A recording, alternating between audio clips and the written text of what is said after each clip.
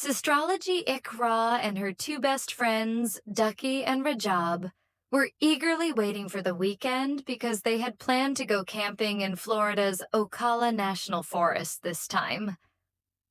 Ikra was very excited as it was her first time camping with the two of them. This incident happened on a Saturday night when they reached the campsite. The three friends were joking around and stayed up late telling each other scary stories. Ikra was thoroughly enjoying herself and said, "Camping is so much fun. You weren't even going to come. We had to convince you so much. Good thing I forced you two to join me. We thought you'd be scared at night. I'm braver than both of you. Honestly, between the three of us, you're the scaredy cat. Spend one night here, and then we'll see how brave you are." Around midnight, Ikra started feeling sleepy due to exhaustion and went to her tent to sleep.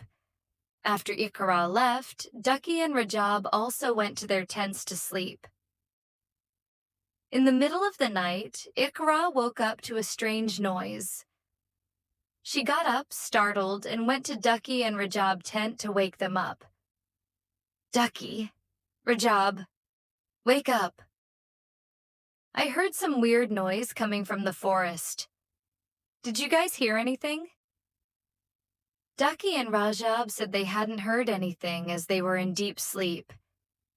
Seeing fear and hesitation on Ikra's face, Ducky started teasing her, which made Ikra even more upset. To cheer her up, Ducky and Rajab reassured her not to worry and decided to check around the tent to ensure everything was fine. Ikra stayed in the tent, waiting for them to return. After half an hour passed and they still hadn't returned, Ikra's anxiety increased. She tried calling them, but due to no signal, her calls couldn't go through. Summoning courage, Ikra decided to step outside and search for them. The surroundings were pitch dark and the wind was blowing. Ikra was trembling with fear.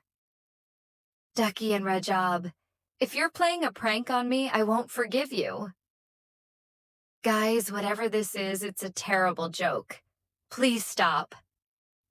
Amid the eerie sounds of the forest, Ikra started her car and tried to leave the area. Ikra tried starting her car, but it wouldn't budge.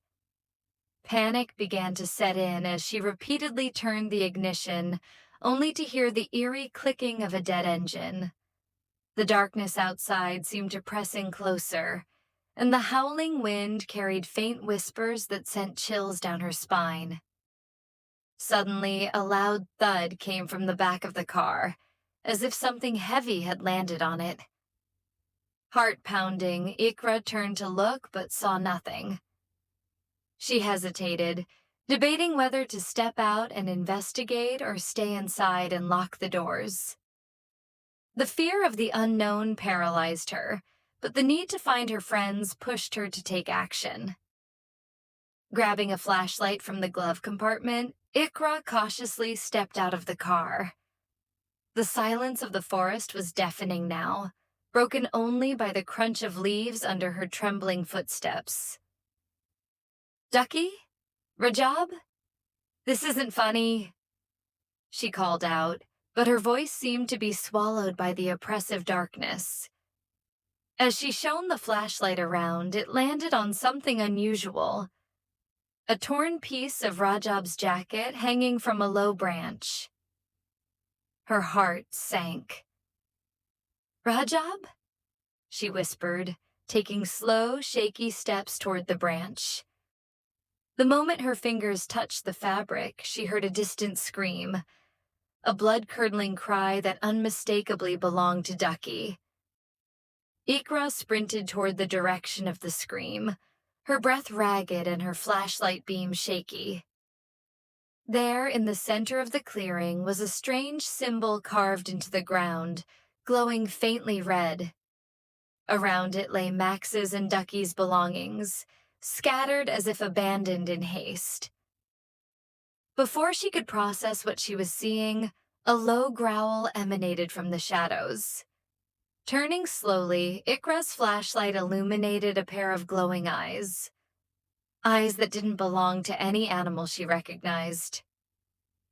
The creature stepped forward, its grotesque figure a twisted amalgamation of shadows and fangs. Ikra screamed and turned to run, but tripped on an exposed root.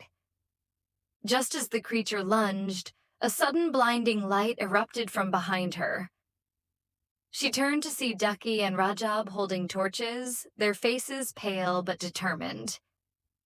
"Ducky, run to the car," Rajab shouted, throwing a rock at the creature to distract it. "But what about you two?" Ikra screamed back.